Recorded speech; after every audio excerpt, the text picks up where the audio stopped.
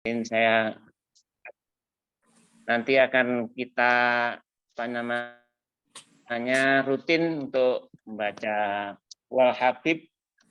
Ini salah satu doa biasanya sebelum ngaji. Bismillahirrahmanirrahim. Sekali aja. Wal habibul ladzi turja syafa'atuhu kulli minal ahwali muqtahimi. Wal habibul ladzi turja syafa'atuhu kulli minal ahwali muqtahimi. Maulaya sholli wa sallim daiman abada ala habibika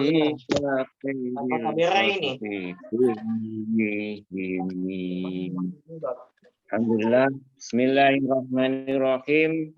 Assalamualaikum warahmatullahi wabarakatuh.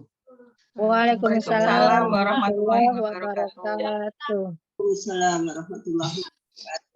Alhamdulillahilladzi tabarakalladzi biyadihil mulku wa huwa ala kulli syai'in qadirun alladzi khalaqal mauta wal hayata liyabluwakum ayyukum ahsanu amala. Allahumma shalli ala sayyidina Muhammad wa ala ali sayyidina Muhammad. Subhanakallahumma rabbana la ilma lana illa ma 'allamtana innaka antal alimul hakim. Wa taqabbal minna innaka antas samiul alim wa tub 'alaina innaka antat tawwabur rahim. Yang sangat kami hormati, kami takzimi Ustaz Abdul Azim Irsyad dan seluruh jamaah kajian rutin kitab tafsir Al-Hikam pada pagi hari ini. Syukur alhamdulillah kita semua pada pagi hari ini oleh Allah Subhanahu wa taala masih diberi anugerah yang luar biasa. Pertama, anugerah kita masih bisa diberi kesempatan untuk beribadah, hidup dan beribadah, diberi kesehatan, dan ini nilainya sangat mahal Bapak Ibu jamaah semua. Tidak semua punya kesempatan untuk mengikuti kajian, mengaji, istilahnya Pak Yoyo tadi ngangsu kawruh atau menimba ilmu itu amal yang insya Allah nilai pahalanya luar biasa besar. Nanti mohon Ustaz Adim juga bisa menjelaskan tentang hadis tentang mengaji, pahala mengaji, mencari ilmu dan seterusnya. Bapak Ibu jamaah kajian rutin Pondok Pesantren Nurul Hikam Malang yang sangat kami hormati, kami muliakan. Sebelumnya mari kita baca suratul Fatihah. Semoga kajian kita pada pagi hari ini memberikan nilai manfaat untuk kita dan semuanya. Biridhoillahi ta'ala wali rasulillahi sallallahu alaihi wasallam. Al-Fatihah. Bismillahirrahmanirrahim. Alhamdulillahirabbil alamin arrahmanir rahim maliki yaumiddin. Iyyaka na'budu wa iyyaka nasta'in ihdinas siratal mustaqim. Siratal ladzina an'amta 'alaihim ghairil maghdubi 'alaihim waladdallin. Nanti biar dilanjutkan oleh Ustaz Adim. Ustaz Adim, assalamualaikum Ustaz Adim. Ini sudah kelihatan. Alhamdulillah. Waalaikumsalam warahmatullahi wabarakatuh. Alhamdulillah, tiap hari, tiap pagi semakin seger. Alhamdulillah, ini tanda bahwa berkahi lah, insya Allah kajian ini diberkahi. Orang Malang semakin tahes. Baik, Bapak Ibu jamaah kajian rutin tafsir Al-Hikam di Pondok Pesantren Nurul Hikam Malang. Pagi hari ini tema yang akan diangkat adalah menembus takdir. Sebagai pengantar barangkali banyak orang itu bersikap apatis dan juga bersikap optimis. Apatis itu begini, ketika seseorang itu belum melakukan apa-apa, kemudian tidak berhasil, gagal dalam menjalankan apapun, dia langsung tiba-tiba ya sudah, oh ini sudah takdir, begitu. Kira-kira ada yang bersikap apatis seperti itu.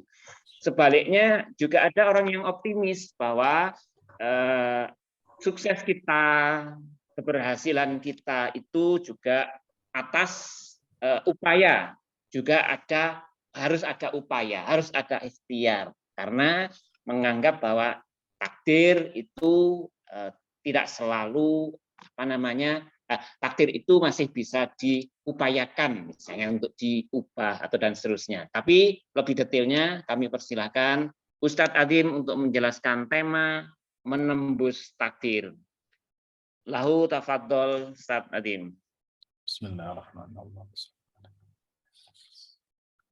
Assalamualaikum warahmatullahi wabarakatuh. Bismillahirrahmanirrahim. Wassalatu wassalamu ala sayyidil anbiya wal mursalin sayyidina wa habibina Muhammadin wa ala alihi wa ashabihi wa azwajihi wa man tabi'ahu bi ihsani ila yaumiddin.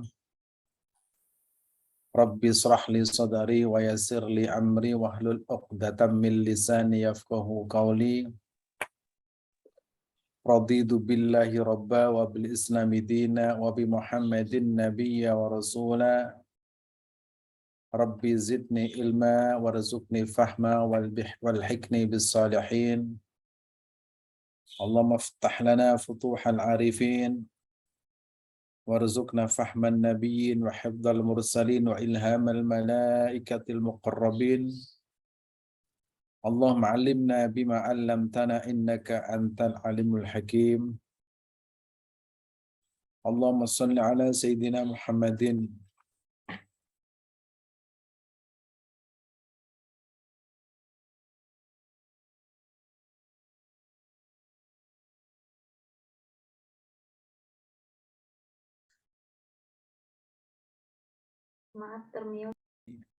ya. Wal mashrabal hani'i wa habi ghani wa ala alihi wa sahbihi wa ajma'in.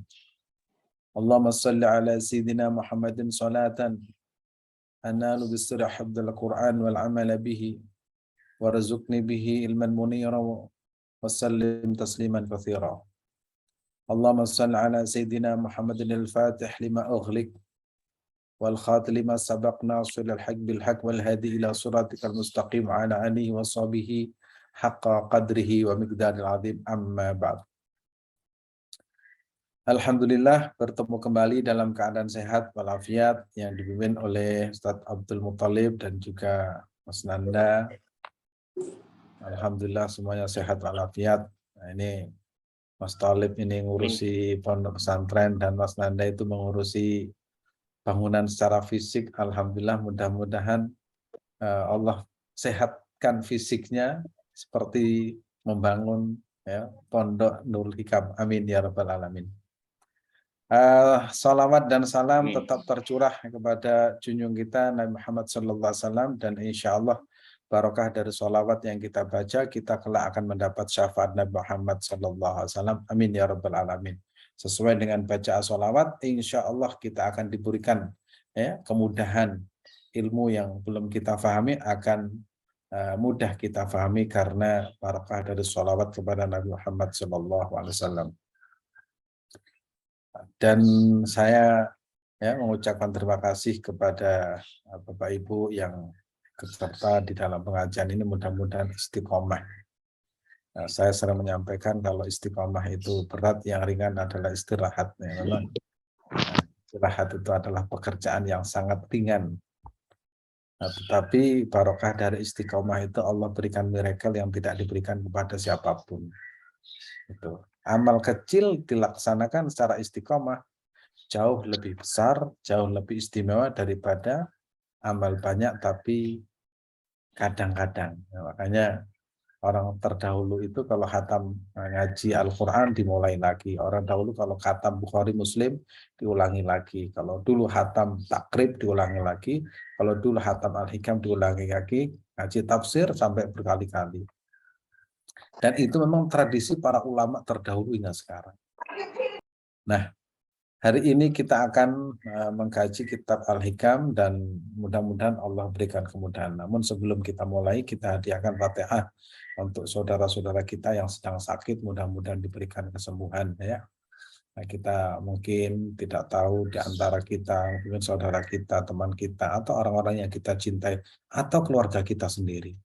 Mungkin adik kita, kakak kita, mungkin orang tua kita memohon kepada Allah Subhanahu wa taala barokah dari Al-Fatihah itu mudah-mudahan yang sakit pertama diberikan ya kebesaran hati, ridho dengan sakitnya. Kemudian setelah itu dia itu diberikan kekuatan, kesabaran dan tetap ya, istiqomah berikhtiar usaha untuk menjadi sehat dan insya Allah semuanya nilainya akan menjadi ibadah. Ya, Al-Fatihah untuk orang-orang yang sedang sakit, wasfi mardhahum syifaan ajilan. Al-Fatihah. A'udzu billahi minasy syaithanir rajim. Bismillahirrahmanirrahim. Alhamdulillahi rabbil alamin. الرحمن الرحيم مالك يوم الدين إياك نعبد وإياك نستعين اهدنا الصراط المستقيم صراط الذين أنعمت عليهم غير المغضوب عليهم ولا الضالين ربي اغفر لي ولوالدي وللمؤمنين آمين. Dan ini tidak kalah penting kita punya anak, punya keturunan, punya cucu mungkin yang sudah lolita ya, 50 tahun ke atas ya. Itu mudah-mudahan anak cucu kita menjadi anak yang soleh dan solehah. Kebanggaan orang tua ya, kalau sudah lansia itu bukan anaknya cukup materinya, jabatannya. Ada yang mendoakan. Ada yang mendoakan. Bukan tidak penting materi itu, tapi ketika sudah lansia, yang satu-satunya diharapkan adalah doa. Nah, doa itu hanya bisa diucapkan oleh orang-orang yang soleh. Karena ciri khas orang soleh itu mendoakan. Kalau tidak soleh, itu kalau orang tuanya sakit, orang tuanya meninggal, itu disewakan orang untuk mendoakan. Tapi kalau orang soleh, itu bukan menyewa orang, didoakan sendiri, khataman sendiri. Ya, ditahajuti sendiri itu karena Pak Soleh. Maka kita berharap kepada Allah Subhanahu wa taala, insya Allah anak turun kita menjadi anak yang soleh. Al-Fatihah. A'udzu billahi minasy syaithanir rajim. Bismillahirrahmanirrahim. Alhamdulillahi rabbil alamin. Ar-Rahmanir Rahim Maliki yaumiddin.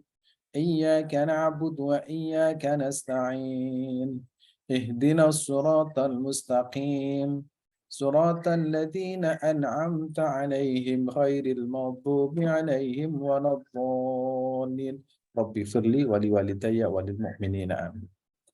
Kemudian ya, kita pasti menghadapi berbagai kesulitan. Karena hidup di alam semesta ini tidak lepas dari 4 perkara, yaitu takdir ya, takdir 4 hal pasti kita hadapi. Jadi 24 jam pasti kita akan mendapatkan nikmat. Persentasenya nikmat berapa persen? Pasti mendapatkan ujian, persentasenya berapa persen ujian itu.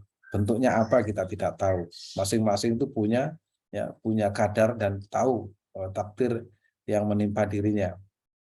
Kemudian pasti manusia itu sehari itu tidak ada lepas dari maksiat. Entah itu maksiat mata, maksiat telinga, maksiat hati yang kita tidak tahu. Nah, itu pasti terjadi.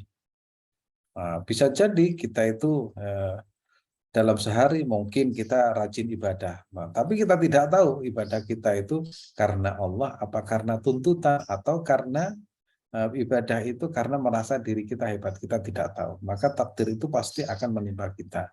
Maka ya mudah-mudahan Allah takdirkan kita menjadi orang yang baik ya.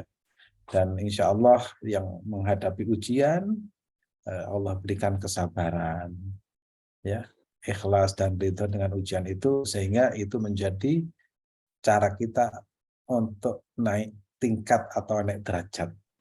Karena kalau ingin mulia itu harus betah, harus tabah dengan ujian. Nah, kalau kita melihat orang yang sedang menghadapi ujian, kita lihat siapa yang menguji kita. Kalau kita sudah tahu yang menguji kita Allah Subhanahu wa taala yang kita cintai, pasti ujian itu nanti tidak akan terasa berat. Sebagaimana sering saya sampaikan, kalau orang dicubit dengan kekasihnya, cubitan itu sakit, tapi kita jangan fokus pada cubitannya, tapi siapa yang mencubit, insya Allah sakitnya akan berkurang karena yang dilihat adalah kekasih kita. Ya, mudah-mudahan yang menghadapi berbagai persoalan hidup ya, ekonomi, anak, pendidikan anak, kemudian pasangan, atau kemudian sosial, dan lain sebagainya, ekonomi, insya Allah Allah berikan jalan keluar yang terbaik. Al-Fatihah. A'udzu billahi minasyaitonir rajim. Bismillahirrahmanirrahim. Alhamdulillahi rabbil alamin. Ar-Rahmanir Rahim. Maliki yaumiddin. Iyyaka na'budu wa iyyaka nasta'in. Ihdinas siratal mustaqim. Siratal ladzina an'amta 'alaihim ghairil maghdubi 'alaihim waladdallin. Amin. Dan terakhir ini untuk guru kita, orang tua kita yang telah mendahului dalam keadaan iman dan Islam. Insya Allah mereka yang telah mendahului kita, entah itu orang tua kita, nenek kita, kakek kita, mungkin kakak kita, orang dekat kita, insya Allah selama di hatinya ada iman, insya Allah ada harapan untuk menjadi penghuni surga Allah Subhanahu wa taala.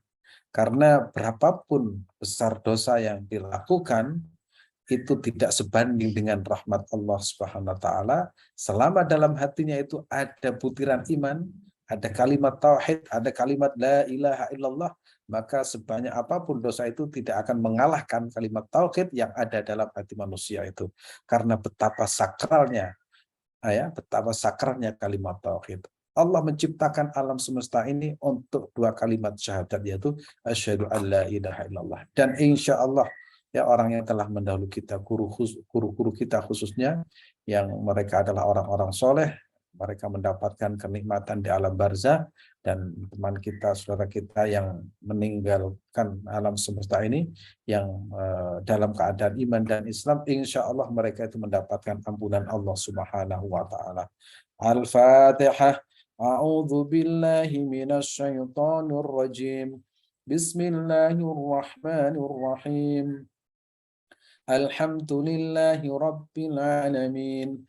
Ar-Rahmanir Rahim. Maliki yaumiddin. Iyyaka na'budu wa iyyaka nasta'in. Ihdinas siratal mustaqim. Siratal ladzina an'amta 'alaihim ghairil maghdubi 'alaihim waladdallin. Amin. Rabbi firli wa liwalidayya wa lil mu'minina amin. Dan alhamdulillah ya kita telah mendoakan, dan insya Allah doa itu atau kebaikan itu akan kembali kepada kita. Bismillahirrahmanirrahim. Alhamdulillah wa syukrulillah wassalatu wassalamu ala khairi khalqillah sayyidina wa habibina Muhammad bin Abdullah. Asyhadu an la ilaha illallah wa asyhadu anna Muhammadan abduhu wa rasuluh la nabiyya ba'dah. Allahumma salli wa sallim ala sayyidina wa habibina Muhammadin wa ala alihi wa sahbihi ajma'in, amma ba'd. Hari ini kita akan membahas tentang takdir ya. Nanti kita akan melihat takdir kita seperti apa, dan kita harus bagaimana sikap kita yaitu kalau menghadapi ini, menghadapi itu seperti apa. Insya Allah nanti dengan iman kepada takdir Allah Subhanahu wa taala, jiwa kita itu makin tentram, makin tawakal, dan menutup pintu setan yang senantiasa menggoda kita. Nah, ini manfaatnya belajar itu ternyata menjadikan kita itu semakin tenang dan tentram menghadapi berbagai kesulitan, berbagai ujian. Karena manusia pasti takdirnya macam-macam, takdirnya berbeda-beda. Dan keinginan manusia itu juga beda-beda. Nah, keinginan kita itu tidak harus dituruti. Ya, keinginan kita tidak harus menjadi sebuah kenyataan. Keinginan kita itu berbeda dengan keinginan Allah. Kadang keinginan kita itu keselatan, tapi Allah Subhanahu wa taala menakdirkan kita keselatan. Jadi kadang kita meminta A oleh Allah diberi B. Kadang kita meminta tidak diberi. Kadang kalau kita itu tidak minta kadang diberi. Dan itu merupakan kuasa Allah SWT yang tidak terbatas. Ya. Bismillahirrahmanirrahim. Qala al-muallif rahimallah wa nafa'ana bihi wa bi ulumihi fid dharaini amin. Qala rahimallah ta'ala. Sawabikul himami la tahriku aswarul aqdari. Sawabikul himam. Kerasnya keinginan atau kuatnya keinginan atau tingginya cita-cita manusia, ya kita ini. Ya, orang itu punya keinginan, punya cita-cita, punya obsesi. Saya harus ini, itu namanya al-himam. Sawabikul himami la tahriku aswarul aqdari. Tekad yang kuat, keinginan yang tinggi atau bisa jadi kerasnya keinginan, disebut dengan sawabikul himam. La tahriku aswarul aqdari. Keinginan yang kuat itu tidak akan mampu menembus dinding takdir Allah Subhanahu wa ta'ala. Nah, ini mengingatkan kita semua bahwa manusia itu diciptakan dengan berbagai keinginan. Manusia itu diciptakan dengan berbagai obsesi hidup. Mungkin ada yang ingin menjadi presiden. Bahkan kita sejak kecil itu sudah diajari oleh orang tua kita. Nah, kamu mau jadi apa? Mau jadi ini. Nah, kamu mau jadi apa? Mau jadi ini. Nah, kamu mau jadi apa? Jadi ini. Itu ada yang pengen jadi presiden, ada yang pengen jadi bupati, wali kota, ada yang pengen jadi dokter, dosen, dan lain sebagainya. Ya itu memang tidak salah. Itu untuk membangun optimisme. Membangun optimisme. Tapi perlu kita landasi bahwa yang menentukan itu adalah Allah Subhanahu wa ta'ala. Sehingga ketika keinginan tidak tercapai, berarti Allah itu memang punya keinginan lain. Maka keinginan yang tidak tercapai, berarti takdirnya memang tidak dikabulkan oleh Allah Subhanahu wa ta'ala. Yang disebut dengan sawabikul himam. Maka keinginan itu tidak akan mampu menembus dinding takdir Allah Subhanahu wa ta'ala. Jadi kita tidak boleh menggunakan kata pasti. Karena yang pasti hanya satu, yaitu Allah Subhanahu wa ta'ala. Nah ini, sawabikul himami la tahriku aswarul aqdari.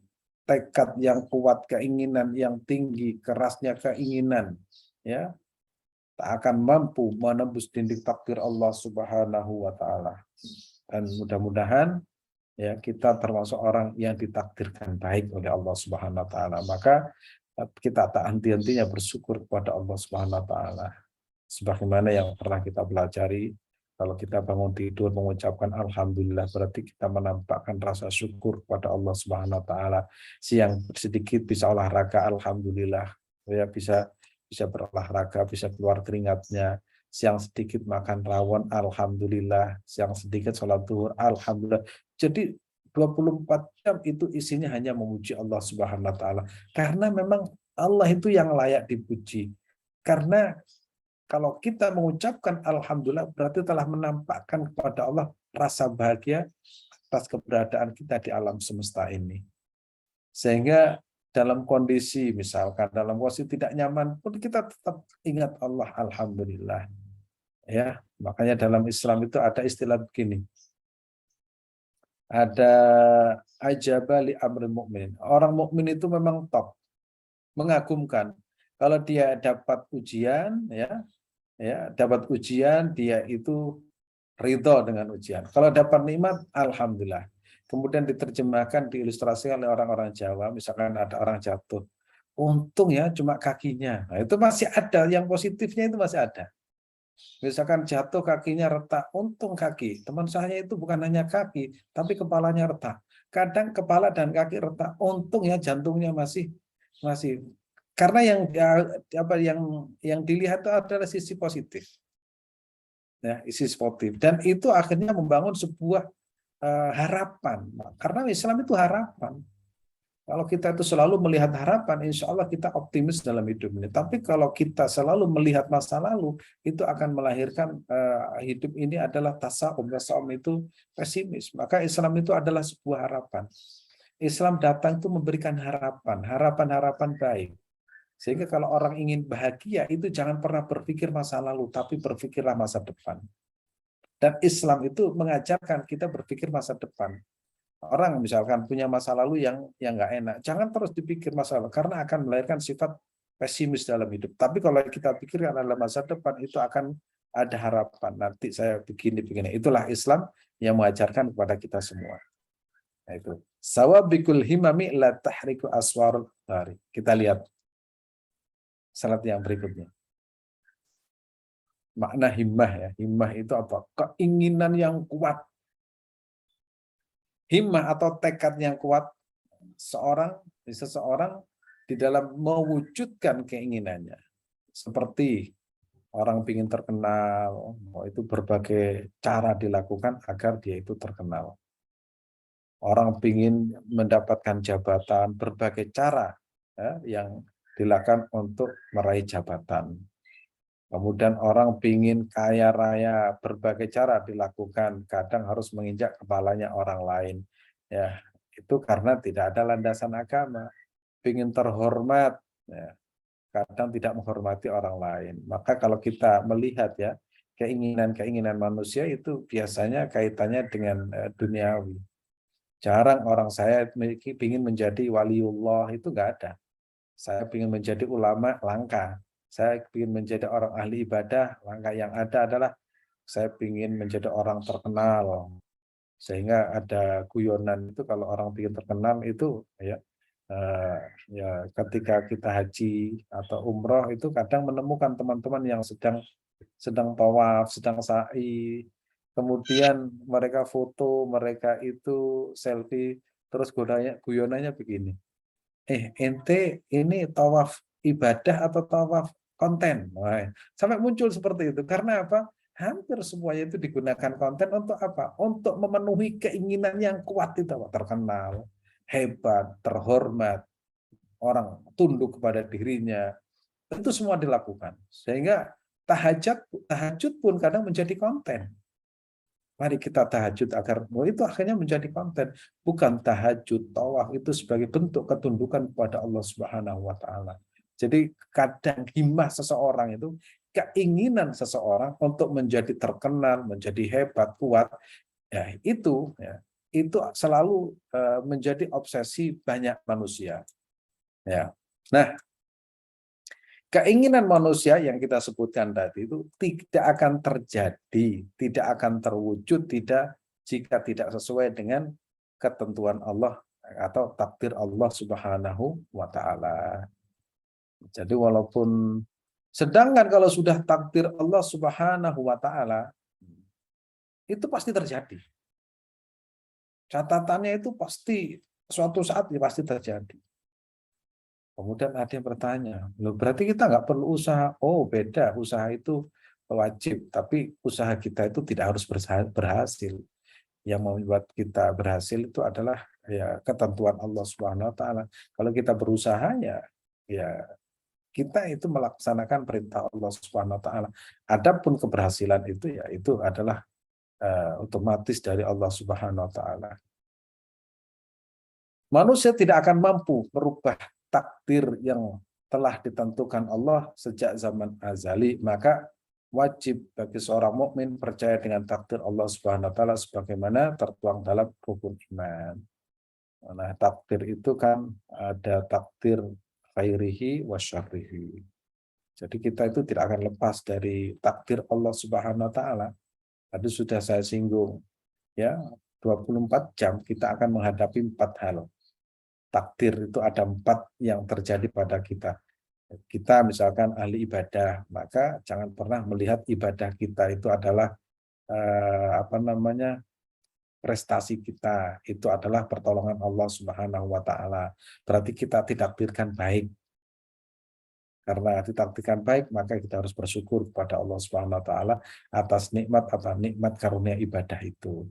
Yang kedua, Pasti nanti siang dikit ada yang nyinyir kita, berarti kita ditakdirkan dinyinyiri orang atau jatuh atau kecopetan, itu takdir kita dapat ujian atau sakit. Maka dalam hal ini kita harus menyikapinya dengan sabar. Sabar. Berarti kalau kita mendapatkan ujian, maka as-sabru, maka harus sabar. Berikutnya, pasti kita jatuh pada maksiat. Namanya manusia sosial. Nggak mungkin kita di dalam kamar terus-menerus kita keluar ada maksiat mata, maksiat hidung, dan lain sebagainya. Maka kita kalau jatuh pada maksiat, kita segera beristighfar, ingat Allah Subhanahu wa Ta'ala, karena memang kita ini lemah, tidak berdaya, ya, tidak menikmati maksiat, tidak, tapi kita yakin, kita tahu bahwa kita ini lemah ketika menghadapi sebuah kondisi, yaitu kita jatuh pada maksiat, kita segera beristighfar kepada Allah Subhanahu wa Ta'ala. Nah, itu cara ulama memberikan jalan, ya. Kemudian kalau kita menghadapi ujian, menghadapi kondisi, ya, menghadapi nikmat, ya, Allah berikan nikmat kita. Misalkan hari ini kita dapat rezeki, ingat bahwa rezeki itu murni dari Allah Subhanahu wa Ta'ala. Karena Allah itu Razzaq. Ya, Allah itu yang memberi. Kadang kita tidak minta, Allah beri, maka wajib bagi kita itu bersyukur kepada Allah Subhanahu wa Ta'ala. Jadi 24 jam kita tidak akan bisa lepas dari namanya pertama, ya, kita ditakdirkan menjadi ahli ibadah. Nanti tinggal durasinya berapa, kadarnya berapa. Kita tidak akan lepas dari namanya maksiat. Kita tidak akan lepas dari namanya itu ujian. Kita tidak akan lepas dari namanya itu nikmat secara fisik. Maka kita bisa menyikapi itu. Itu adalah takdir Allah Subhanahu wa Ta'ala. Maka kita lihat iman kepada takdir itu seperti apa. Rasul ini hadis yang diriwayatkan oleh Muslim,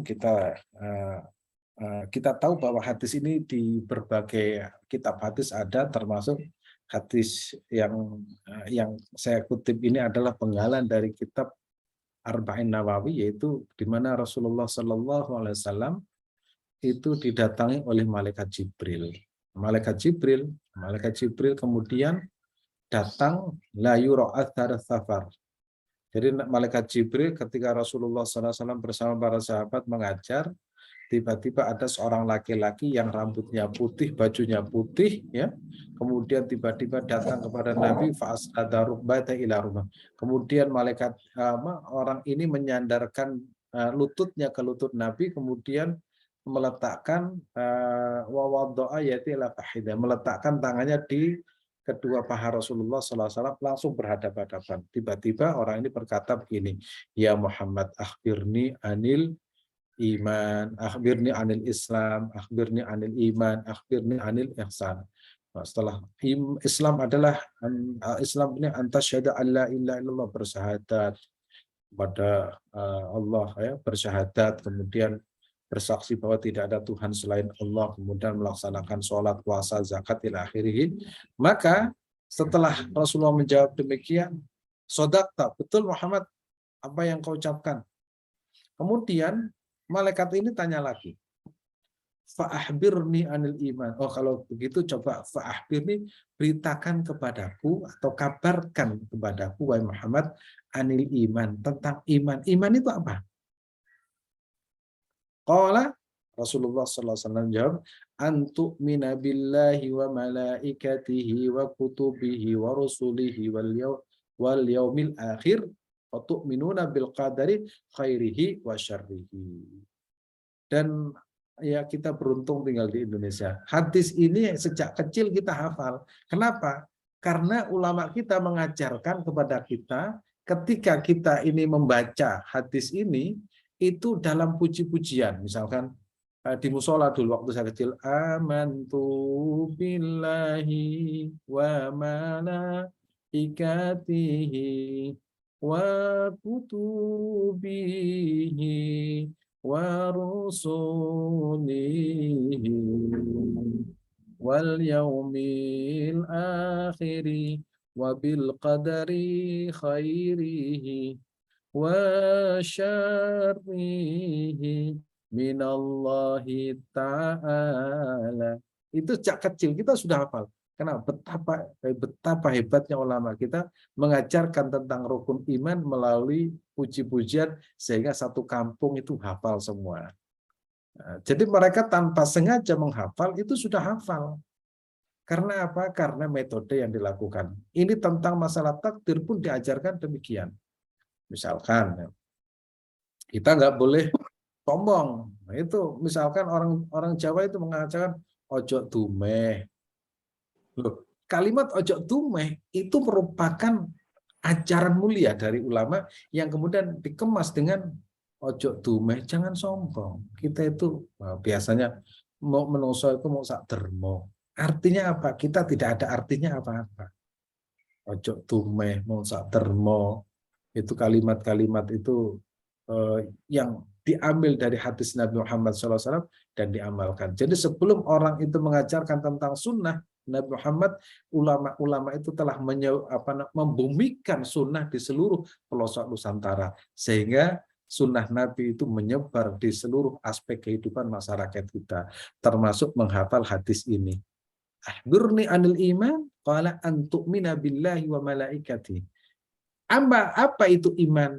Wahai Muhammad, antu'mina, yaitu engkau beriman kepada Allah, malaikat-malaikat Allah, kitab-kitab Allah, utusan-utusan Allah, dan pada hari kiamat, iman pada hari kiamat, wa tu'min bil qadari, dan beriman kepada takdir, qadar Allah, khairihi wa syarrihi. Nah, di sini pentingnya, berarti wajib kita iman kepada takdir Allah Subhanahu wa taala. Baik itu yang menyenangkan hati kita, cocok dengan kita, atau yang tidak cocok dengan kita. Kita tidak ingin gagal, tapi Allah takdirkan kita gagal. Bagaimana menyikapi kegagalan ini? Kita tidak ingin ya kuliah di jurusan fisika, tapi Allah takdirkan kita jurusan fisika.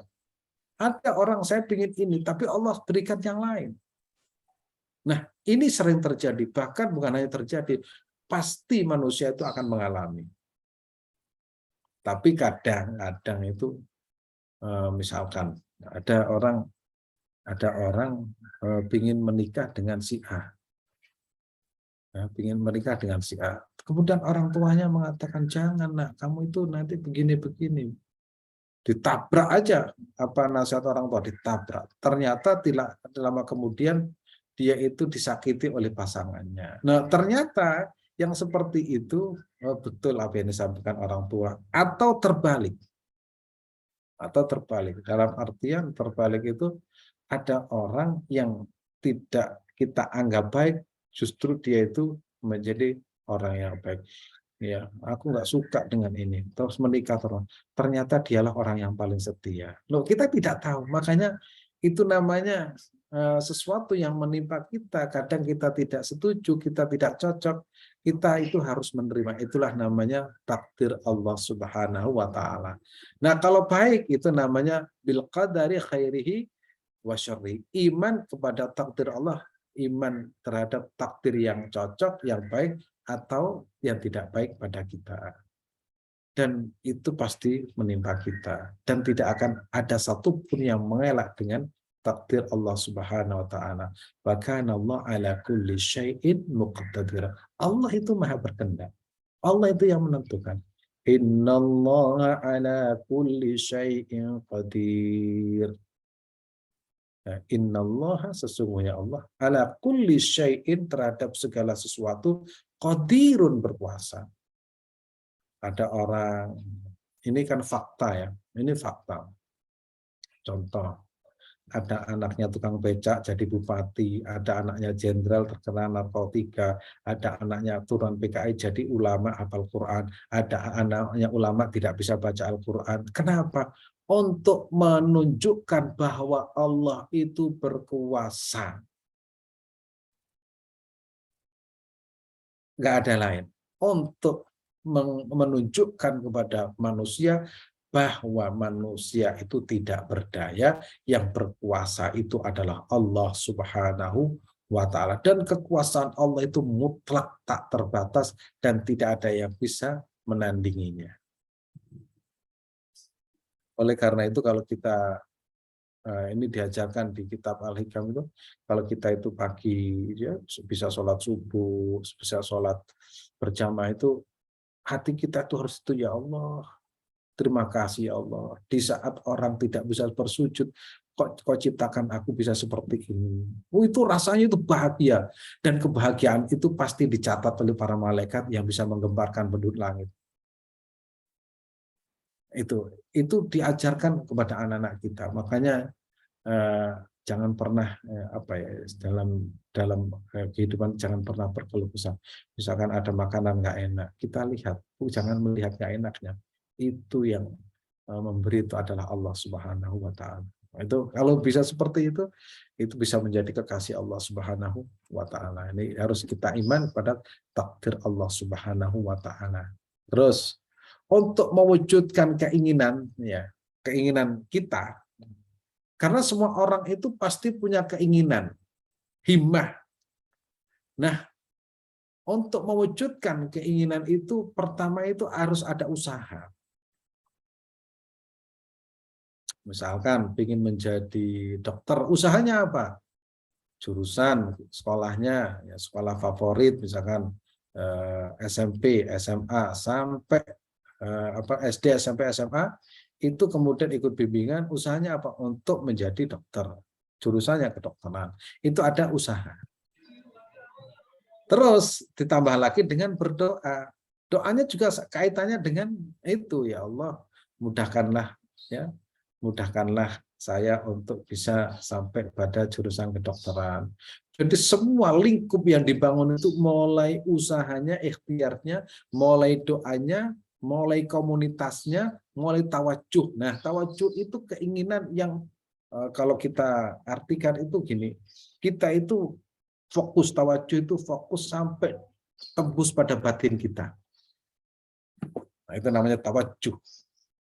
Menghadap tawajuh itu fokus ya, titiknya itu pada misalkan ingin jadi tentara, itu usahanya sudah, doanya sudah, tawajuh itu fokus pada kaitannya dengan ketentaraan, mulai bajunya, mulai celananya, semuanya, bahkan tiap malam, tiap waktu itu pikiran itu tidak lepas dari itu, namanya tawajuh. Jadi 3 hal untuk mewujudkan keinginan. Nah, perlu dicermati, usaha sekuat apapun, berdoa sehebat apapun, tawajuh apapun, kalau tidak sesuai dengan takdir Allah, tidak akan terjadi.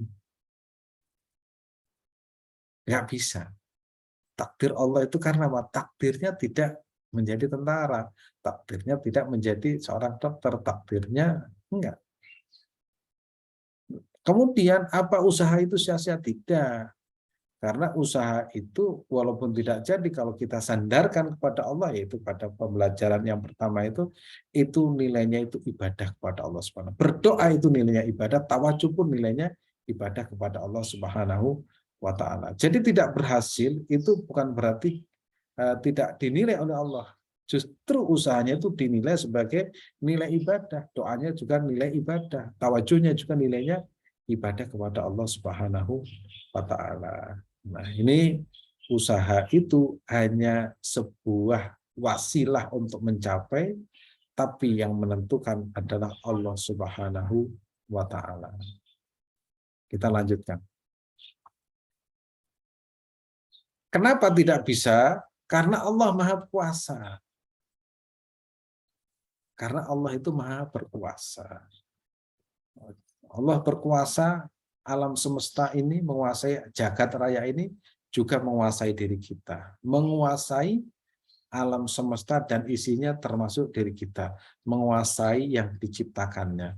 Jadi kadang kalau ada sebuah kejadian, ya memang Allah itu berkuasa. Saya kadang mengilustrasikan Allah itu ketika terhadap alam semesta begini. Ada seorang ahli melukis. Setelah melukis ternyata tidak cocok. Pelukisnya itu kan menghapus lagi tulisan itu. Sama. Allah Subhanahu wa taala ya berkuasa seperti itu. Alam itu mau diapakan ya terserah Allah Subhanahu wa taala. Mau gunung diletusin semuanya, mau langit diturunin, mau itu terserah Allah Subhanahu wa taala. Tetapi ya alam semesta ini ya sudah disetting sedemikian rupa. Tapi itulah kuasa Allah Subhanahu wa taala. Makanya Nabi Muhammad SAW mempunyai syariat yang kita ikuti dan kita harus percaya dan yakin bahwa syariat yang dibawa oleh Nabi Muhammad SAW itu syariat yang sesuai dengan ketentuan Allah Subhanahu wa taala. Allah itu maha berkuasa. Lanjut.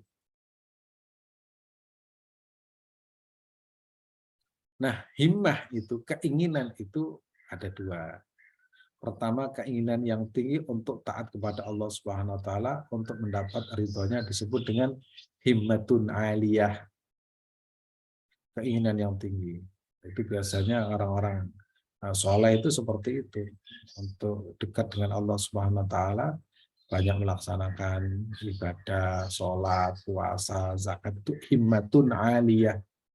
Sedangkan yang kedua, keinginan yang tinggi untuk urusan duniawi disebut dengan himmatun daniyah. Sementara. Ya, keinginan yang sifatnya sementara, jangka pendek lah. Kalau keinginan jangka panjang, namanya ya, himmatun aliyah, jangka panjang. Karena manusia itu kan tidak abadi, maka biar abadi ya himmatun aliyahnya itu harus dibangun. Bangun masjid, menulis, mengajar, sedekah, jariyah, ibadah. Itu kita nanti setelah tidak ada, orang pun akan melihat. Nah, orang pun akan melihat. Nah, kalau dalam intelektual itu banyak karya ilmiah yang ditulis ulama-ulama, memang orangnya tidak ada. Tapi kalau seminar itu menurut si A, menurut Syekh ini, itu orangnya tidak ada. Tapi pendapatnya itu selalu digunakan. Itu karena mereka itu punya himmatun aliyah. Misalkan ada orang yang sudah tidak ada, tapi dia telah mengajarkan nilai-nilai kebaikan kepada anak-anaknya. Itu kakekmu dulu itu begini. Kemudian ajaran kakeknya diturunkan kepada cucunya sampai akhirnya kakeknya itu disebut-sebut karena apa? Itu punya himmatun aliyah. Nah, jangan terbalik. Jangan seperti kakekmu ya. Nah, itu.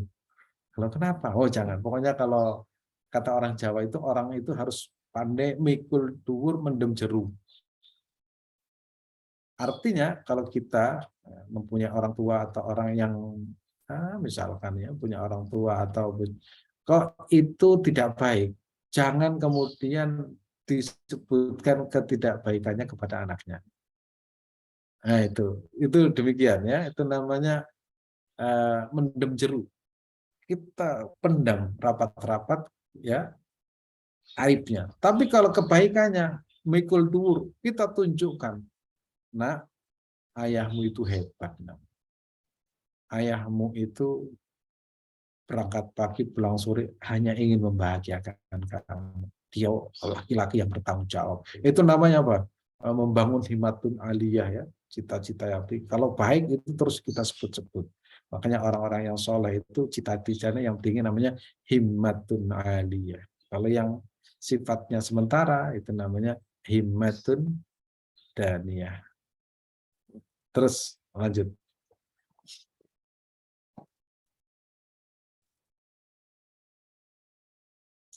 Konsekuensi takdir, kalau Allah takdirkan kita menjadi orang kaya, konsekuensinya apa? Ya harus zakat.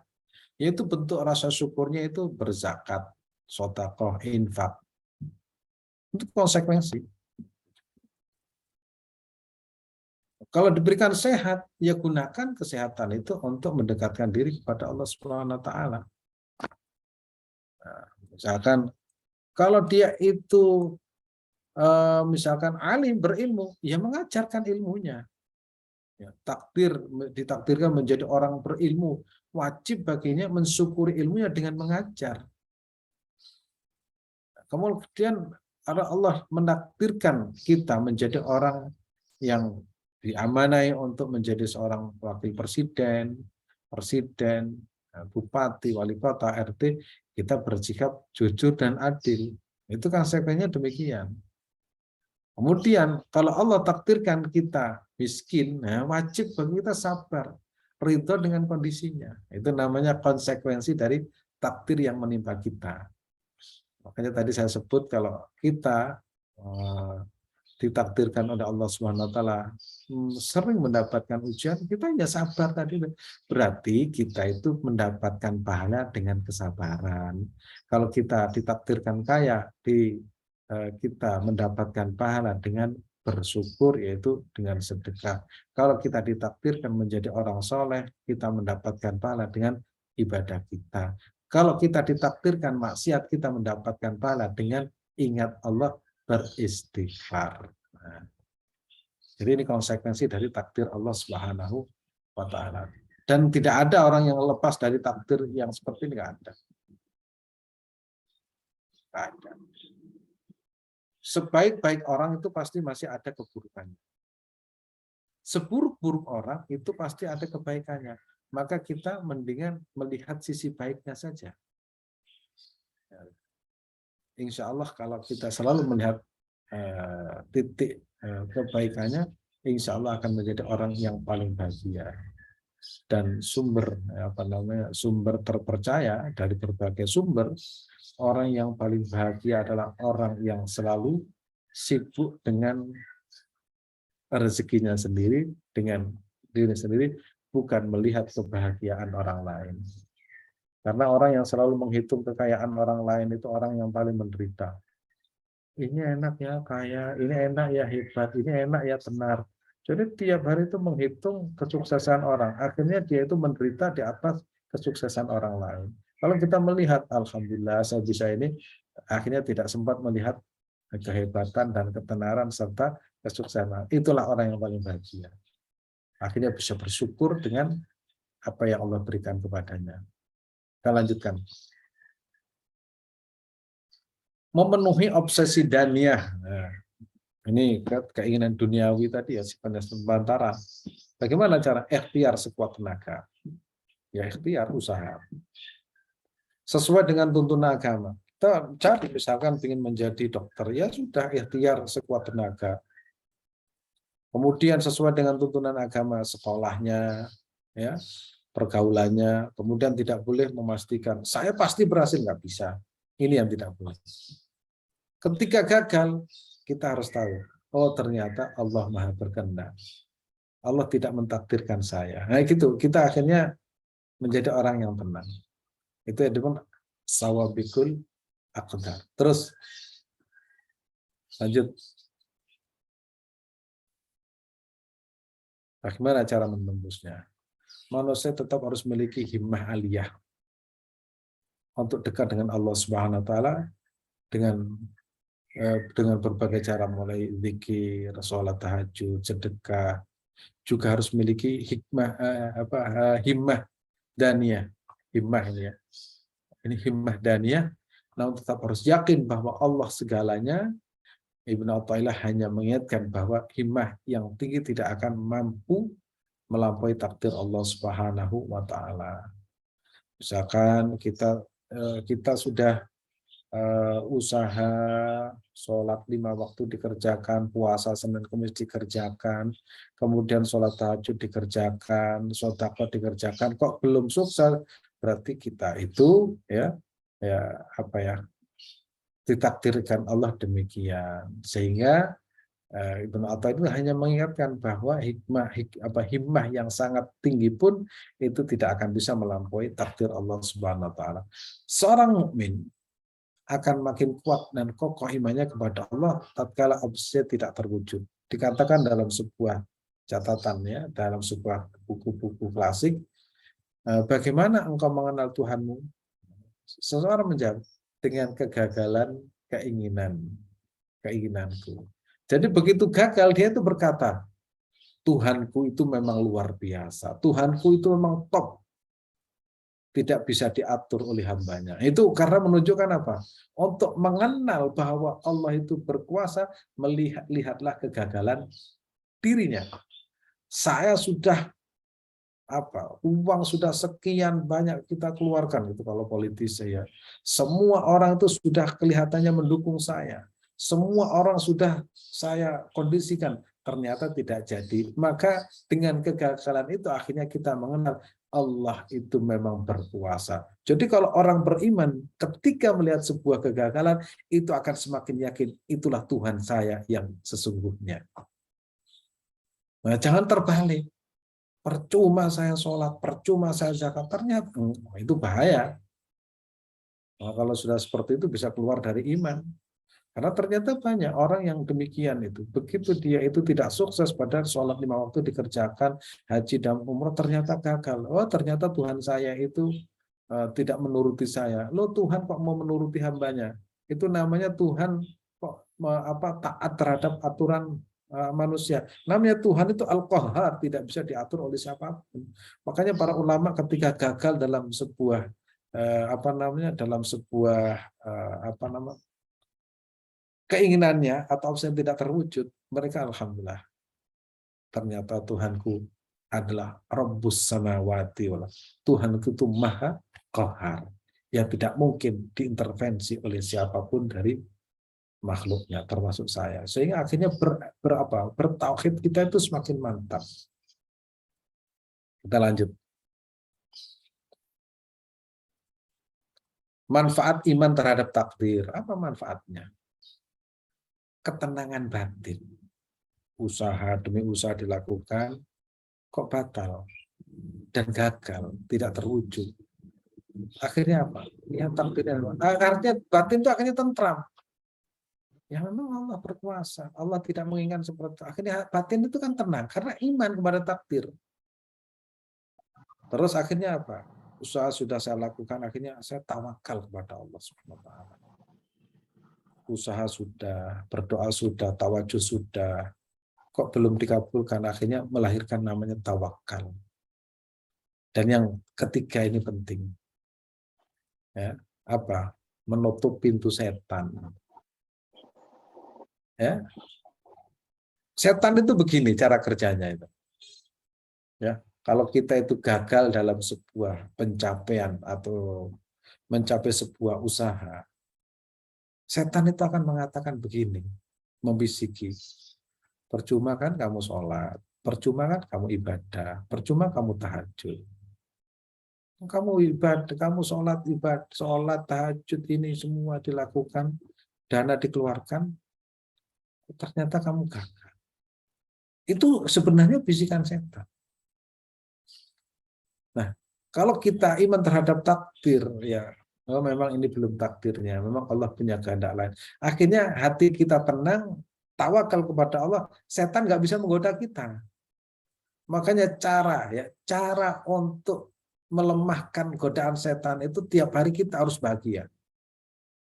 Harus bahagia. Bangun tidur itu harus bisa senyum, harus bisa tertawa, harus bisa ngopi, harus bisa, pokoknya happy. Karena apa? Dengan happy itu setan itu sumpah kuat. Waduh, ini mau saya ganggu gimana? Mau dia itu bahagia.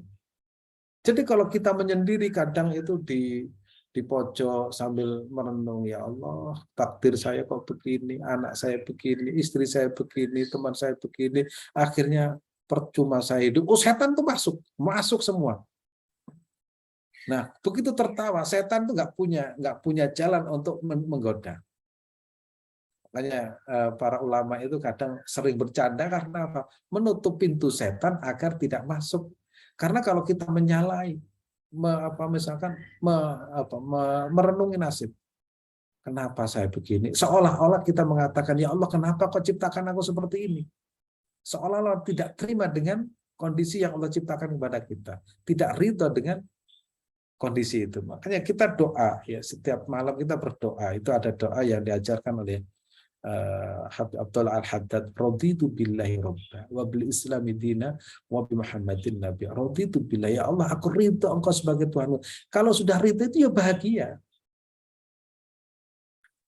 Bahagia, senang lah. Itu yang harus kita pelajari, yang harus kita lakukan, itu tadi. Bangun tidur itu langsung bahagia, alhamdulillah. Sehingga hampir semua aktivitas kita itu tidak lepas dari alhamdulillah. mau makan apa, melihat makanan alhamdulillah, setelah makan alhamdulillahilladzi ahyana apa, alhamdulillahilladzi at'amana wa saqana wa ja'ala minal muslimin. Setelah makan alhamdulillahilladzi at'amana, setelah bangun tidur alhamdulillahilladzi ahyana ba'dama amatana wa ilaihi nusyur. Telah mendapatkan alhamdulillahilladzi tatimmus shalihat, kemudian dapat lagi alhamdulillah ala kulli hal. Itu semuanya, hampir semuanya memuji Allah Subhanahu wa taala, karena tidak akan ada satupun kalimat yang menunjukkan kita itu bahagia kecuali dengan kalimat alhamdulillah. Kalau sudah bisa alhamdulillah, itu setan itu pusing ini. Misalkan punya istri cerewet, misalkan gimana istrinya? Alhamdulillah. Oh, kok bisa alhamdulillah? Iya, kalau cerewet saya kan tidak mengeluarkan banyak biaya untuk ngajak ke mall. Jadi sisinya itu. Oh, mungkin kalau istrinya dengar itu, waduh, asem ini suami saya ini. Cerewet malah alhamdulillah. Kenapa? Dengan begitu saya tidak keluar biaya untuk menyenangkan. Kan diam, akhirnya tidak banyak keluar. Karena tahu ilmunya, cara mensikapi mendapatkan pahala yaitu sabar.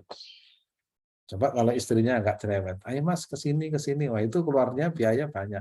Jadi kita bagaimana membangun sebuah logika berpikir yang tetap kita itu bahagia dengan kondisi yang Allah berikan kepada kita. Ini apa namanya, konsekuensi iman terhadap takdir itu ketentraman batin. Batin kita itu bahagia, tawakal kepada Allah Subhanahu wa taala. Yang ketiga itu yang paling penting, menutup pintu setan masuk pada hati kita. Sehingga kalau kita itu ingin bahagia supaya setan tidak masuk. Ya kalau lihat TV itu ya lihat, kalau saya kadang dengan saya lihat mak lampir, wah senang ketawa-ketawa. Setan nggak akan, setan tuh pusing. Ini ngapain? Karena kalau kita diem itu akan muncul. Kenapa ya Allah tidak mengabulkan permintaan saya? Padahal kenapa saya tidak seperti tetangga saya? Padahal kerja itu kan bermunculan. Dan pasti orang itu akan memiliki seperti itu. Kenapa saya tidak sama dengan tetangga saya? Kenapa saya tidak sama dengan saudara saya? Padahal ibadah saya itu lebih banyak. Dia itu setiap hari itu seperti itu. Tapi kenapa? Itu bermunculan. Itu akan melahirkan pintu celah-celah setan untuk masuk. Kalau sudah seperti itu, nah ya, makanya bahagia itu ya bisa membunuh setan yang akan menghadap. Jadi manfaat iman terhadap takdir Allah, ketentraman batin, tawakal kepada Allah Subhanahu wa taala, dan menutup pintu setan. Dan insya Allah kita bisa melaksanakan. Kalaupun kadang belum, ya namanya manusia, ya kadang seperti itu. Tapi minimal kita itu sudah tahu, oh begini. Terus kita lanjutkan.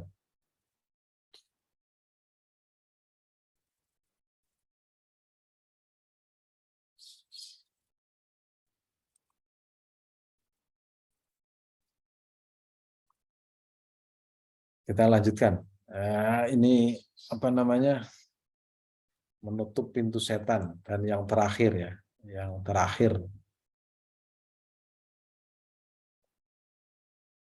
ini yang terakhir, dan mudah-mudahan Allah Subhanahu wa taala menjadikan kita orang-orang yang kuat bertawakal, batin kita itu tentram, dan insya Allah setan tidak bisa masuk pada hati kita karena kita sudah beriman kepada takdir. Amantu billahi wa malaikatihi wa kutubihi wa rusulihi wal yaumil akhir wa bil qadari khairihi wa syarrihi.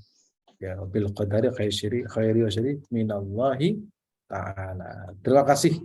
Ya, kita lanjutkan diskusi. Baik. Oke. Terima kasih banyak Ustadz Azim. Alhamdulillah kajian pagi hari ini insya Allah banyak manfaat yang bisa kita terima, termasuk tadi ada tipsnya bagaimana menghadapi istri yang cerewet dari Ustadz Azim. Ini kayaknya luar biasa juga itu. Ustadz Azim, ada satu pertanyaan menarik dari jamaah. Baru saja mungkin pekan lalu terjadi bom bunuh diri di Bandung. Nah, apakah aksi bom bunuh diri yang dilakukan itu bagian dari takdir atau apa? Ini pertanyaannya. Pak Fadol, Ustaz tadi monggo ditanggapi. Terima kasih. Ya, pertama kita harus melihat bahwa Islam, Islam itu agama yang membahagiakan. Islam itu agama yang menyenangkan. Islam itu agama solusi, bukan Islam itu menjadi agama yang mendatangkan polusi. Ya, oleh karena itu ada sebuah pemahaman tentang takdir. Ya. Ada pemahaman yang berkata begini. Ini pemahaman yang harus diluruskan dalam Islam. Orang-orang yang berpikir seperti itu, pertama, kalau mereka itu bisa membunuh orang lain, itu dikatakan sebagai berjuang. Kemudian kalau mereka itu terbunuh, dikatakan mati syahid. Nah, mereka berpikir demikian itu karena itu cara berpikir namanya khawarij. Cara berpikir khawarij seperti itu. Orang yang tidak sama dengan dirinya itu kadang dikafirkan, disesatkan, dihukumi ahli neraka. Orang yang seperti itu, kalau dia berhasil membunuh orang-orang yang tidak sepaham dengan dirinya, dikatakan dia itu sebuah prestasi bisa membunuh orang yang berseberangan. Dan itu diajarkan kepada siapapun, dimanapun, termasuk di Indonesia. Padahal kita sudah diajari zaman dulu Islam yang ramah, Islam yang santun, Islam yang menyenangkan oleh para wali. Ya, ahli maksiat saja itu selalu diajak agar ingat kepada Allah. Kalau ini enggak, ahli maksiat harus dibunuh. Nah, itu bedanya. Nah, Nabi Muhammad SAW menyebut orang-orang khawarij itu disebut dengan sirarun nas, seburuk-buruk manusia. Ya, seburuk-buruk manusia. Walaupun mereka hafal Quran, walaupun mereka itu ahli tahajud, karena cara pikirnya itu yang tidak sama dengan dirinya adalah sesat. Nah, kondisi seperti itu ya sudah ya ditakdirkan oleh Allah Subhanahu wa taala sejak zaman azali sudah ada. Makanya Nabi itu sudah memprediksi nanti akan lahir dari keturunan-keturunan orang yang seperti itu adalah orang-orang yang senantiasa kuat membaca Al-Quran tapi hanya ada di tenggorokannya. Mereka berpikirnya orang itu yang tidak sama dengan dirinya adalah sesat dan ahli neraka. Padahal neraka itu luasnya seperti langit dan bumi. Kalau hanya dihuni untuk 2 orang, 3 orang, ya kan lucu. Nah, itu salah di dalam memahami konsep agama. Dan itu banyak ya, banyak. Makanya saya sering menyampaikan ya. Kalau kita ikut pengajian, begitu pulang itu langsung kepala panas, ya. Kemudian berpikir bahwa orang yang tidak sama dengan dirinya sesat, itu bahaya. Tapi begitu ikut pengajian, hati kita tentram, dengan anak istri itu damai, dengan tetangga damai, itulah Islam yang menjadi solusi yang diajarkan oleh baginda Rasulullah Sallallahu Alaihi Wasallam. Dan itu memang sudah ya seperti ini zaman Nabi. Rasulullah SAW pernah menyampaikan itu disebut dengan sirarun nas, orang yang paling buruk. Ya, bukan berarti keluar dari Islam, orang yang paling buruk.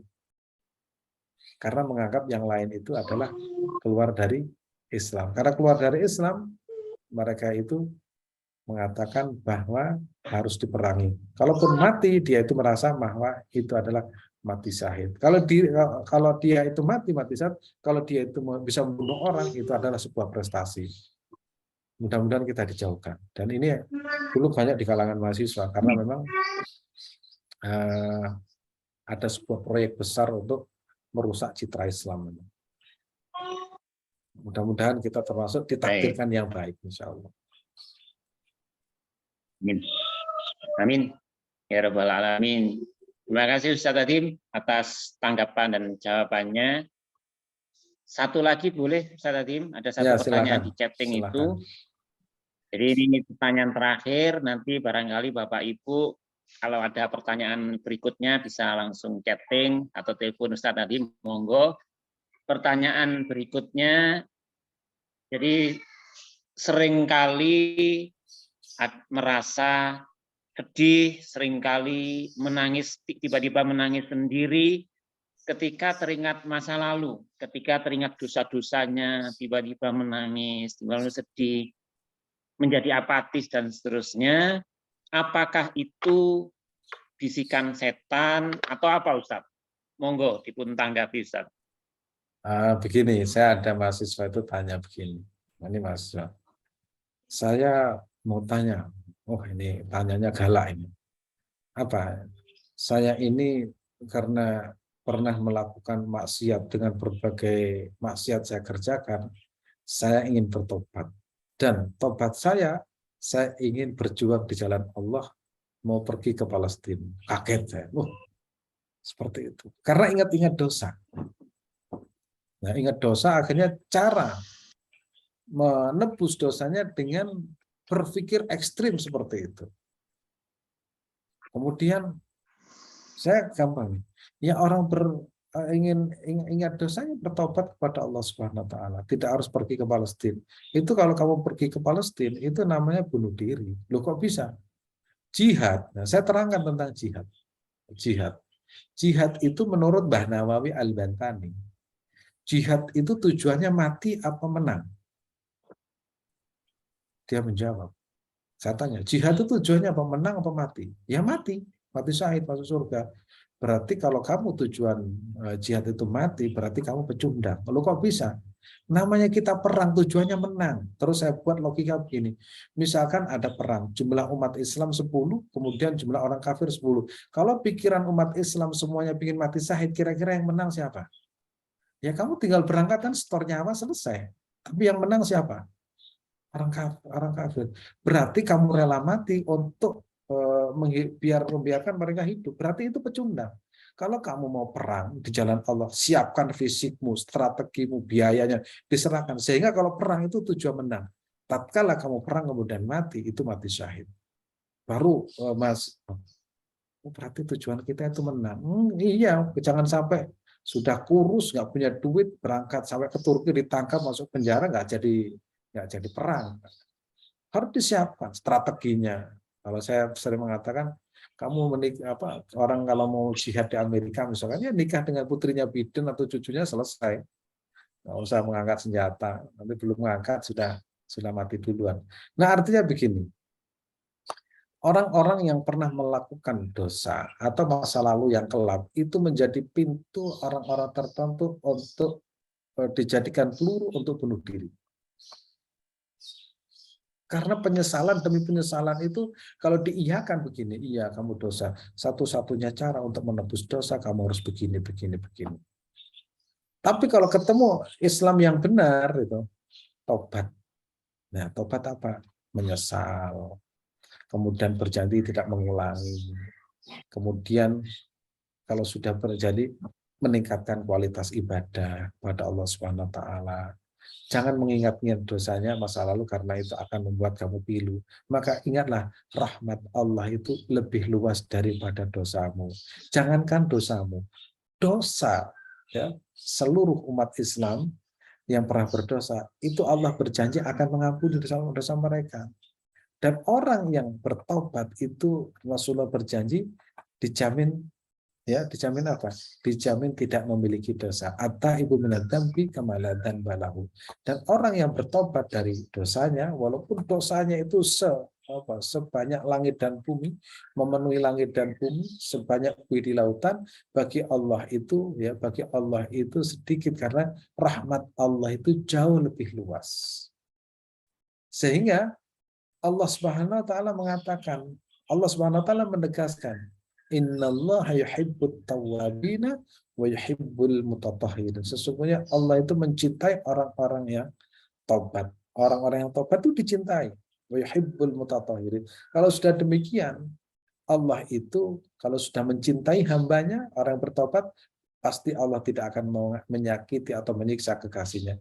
Kan tidak mungkin kalau kita pernah berbuat dosa, kemudian tobat menjadi kekasih Allah, kemudian Allah itu menyiksa kekasihnya, kan nggak mungkin. Kalau sudah menjadi kekasih Allah Subhanahu wa taala. Nah, itu ya yang harus difahami seperti itu. Jadi kalau kita melakukan maksiat jangan diingat-ingat, sudah lupakan, kita yang ingat adalah rahmat Allah Subhanahu wa taala. Contohnya apa? Terima kasih kepada Allah bisa sholat zuhur, sholat asar, bisa makan, bisa minum, punya anak, punya istri. Ini jauh lebih lebih penting daripada masa lalu yang kelam. Terus jangan diungkit-ungkit. Nah, bilang ke anaknya, jangan seperti ayah ya. Apa ya? Ayah dulu itu sudah bertobat ya, bertobat. Dulu ayah itu kalau minum itu bukan 1 botol 2 botol, nah itu 1 krek itu habis itu. Jangan seperti ayah. Wah, itu bukan tobat itu namanya, memberi contoh. Makanya setiap umat itu akan dimaafkan kecuali kullu ummati mu'afa. Setiap umat itu akan dimaafkan kecuali man aba. Loh, kok ada yang menolak? Ya ternyata itu tadi menceritakan dosa-dosanya. Dan insya Allah kita tidak ingat dosa-dosa, tapi ingat rahmat Allah Subhanahu wa taala. Yaitu abu ubidzambi. Astaghfirli. Tapi juga kadang ya ingatlah. Ya ingat. Abu binikmatika alaih. Itu kalau Sayyidul Istighfar, Abu binikmatika alaih. Aku sowan kepada engkau dengan beragam nikmat yang tidak bisa dihitung. Wa abu bidzambi, dan juga saya ingat dosa. Demikian. Oke. Baik, Ustaz Azim, terima kasih penjelasan detail sekali. Semoga memberikan manfaat untuk kita semua dan bisa kita amalkan dalam kehidupan sehari-hari. Bapak Ibu jamaah yang kami hormati, kami banggakan, kami takzimi. Demikian kajian tafsir kitab Al-Hikam pada pagi hari ini. Semoga ini menjadikan kita istiqomah di jalan Allah, dan semua ilmu-ilmu yang telah kita pelajari bisa kita terapkan dalam kehidupan sehari. Sebagai kata akhir, monggo saat doa sekaligus penutup, saya sebagai moderator mohon maaf bila ada kekurangan. Saya akhiri. Wassalamualaikum warahmatullahi wabarakatuh. Tafadhol Ustaz.